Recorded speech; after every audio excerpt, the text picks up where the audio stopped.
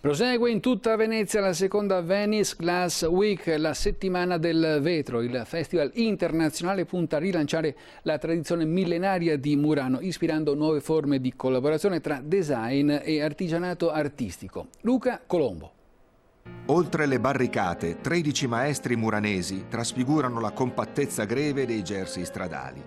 Nella miriade di proposte della seconda edizione, la mostra alla Galleria Bugno esprime lo spirito della Venice Glass Week, il vetro che supera i limiti della materia con il suo potenziale vertiginoso. La settimana mette insieme Consorzio Promo Vetro di Murano, gestisce il marchio regionale, Comune di Venezia, Fondazione Cini, Musei Civici, Istituto Veneto.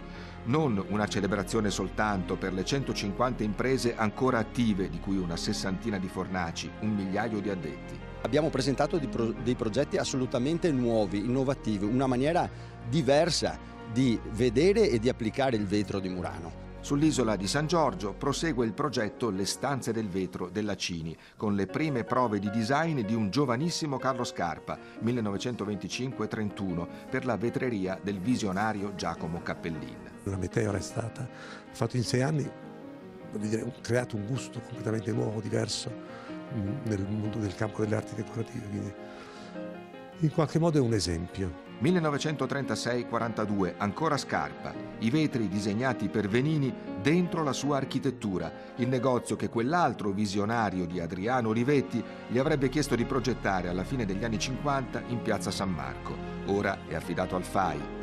Domani sera a Murano la Bocca del Fuoco, con i Venezia Runners alla scoperta delle fornaci e della Scuola del Vetro Abate Zanetti. Il festival termina domenica, la meraviglia non finisce mai.